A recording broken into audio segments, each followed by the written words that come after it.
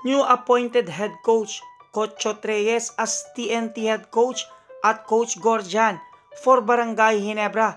Yan nga ang ilan sa mga may init na pag-uusapan natin sa videos na ito mga ka-idol. Matitinding action nga mga ka-idol ang ating nasaksihan sa quarterfinals at ngayon ay nasa semifinals na tayo ng PBA Commissioner's Cup at unti-unti na nga nating nakikilala kung sino-sino nga bang maghaharap pagdating sa finals. Nabase nga sa naging resulta, ang Magnolia Hotshots at Phoenix Super LPG ang maghaharap sa kabilang grupo at sa kabila naman ay matindi ang magiging salpukan ng San Miguel Beermen at Barangay Ginebra na kung babalikan nga natin mga ka-idol ang naging matinding tagpo. Una na ngang tinalo ng Magnolia Hotshots ang Tropang Giga sa score na 96-63 na sa kabilang banday pinag-uusapan nga ang import ng Magnolia Hotshots na malaki nga ang tsansa na makakuha ng Best Import title ngayong conference. Na kung i-check nyo nga mga ka-idol ay napakaganda talaga ng statistics nitong si Tyler Bay. At hindi rin naman rin madali para sa San Miguel Beermen na eliminate ang Rain or Shine dahil alam naman natin ang Rain or Shine ay naging malakas din simula nung sila ay nagpalit ng import. Habang hindi na nga nabigyan ng pagkakataon ng Barangay Ginebra ang kanilang second team na tinatawag ng ating mga ka-idol na Northport Batang Pair dahil tinalo nila ito. At syempre itong si Jamie Malonzo naging best player of the game dyan. Habang marami naman ang ginulat ng Phoenix Super LPG dahil tinalo nga nila ang Meralco Bolts na alam naman natin kung gaano din kalakas. At ang naging best player of the game dyan ay walang iba kundi itong si Jason Perkins. Natila nga excited itong si Jason Perkins na kaharapin ng Magnolia Hotshots, especially ang kanyang kaibigan si Calvin Abueva. Nasabi nga niya rito, "I am looking forward to playing Calvin. He was making fun of me in the last game. So I'm definitely going to hit him one time. So that's all I know for sure right now." Nasa overall result nga ng quarterfinals mga ka-idol itong si Tyler Bay ang naging 3-pointer of the week.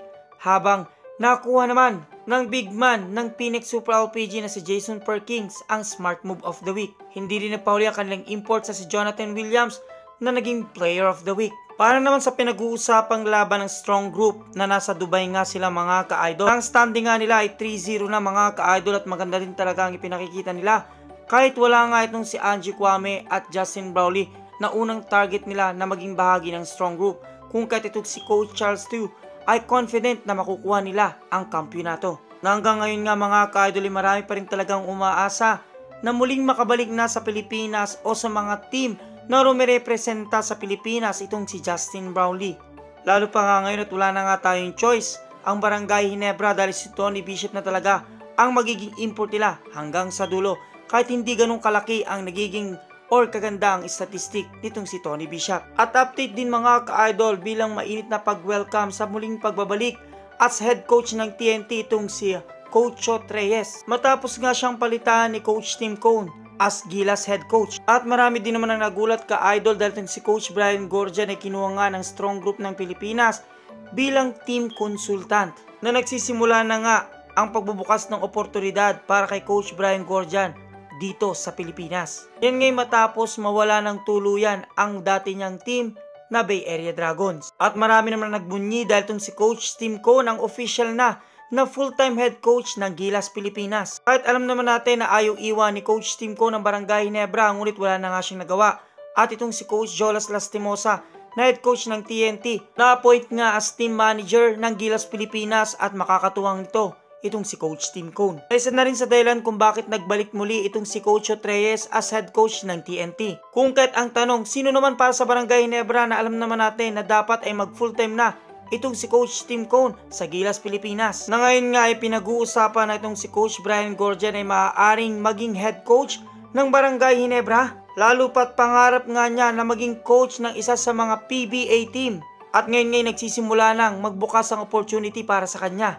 Nasabi nga sa isang rumor, Brian Gorjan maging head coach ng San Miguel pero imposible na yan. O assistant coach sa Barangay Ginebra na maaaring ang mangyari at pwede pang mangyari na maging head coach siya. Lalo pat marami sa ngayon ang umaasa na ang Barangay Ginebra pa rin ang magiging kampyonato ngayong Commissioner's Cup. Dahil alam naman natin na sila ang defending champion at sa kabilang banday matindi nga kanila makakarap ngayong semis at yan nga ang San Miguel Beermen. Na kung kayong tatanungin ko mga ka-idol sa nangyayari ngayon sa pag-appoint kay Coach Tim Cone as Gilas head coach, sino nga kaya ang karapat dapat na pumalit sa kanya? At itong si Coach Brian Gorjan na nga kaya ang iniintay ng Barangay Ginebra para makamit ang Grand Slam na matagal na nilang inaasam-asam? Kung ano man yung kasagutan, suggestion, question, advice, just comment down below mga ka-idol. At maraming salamat sa inyong panonood.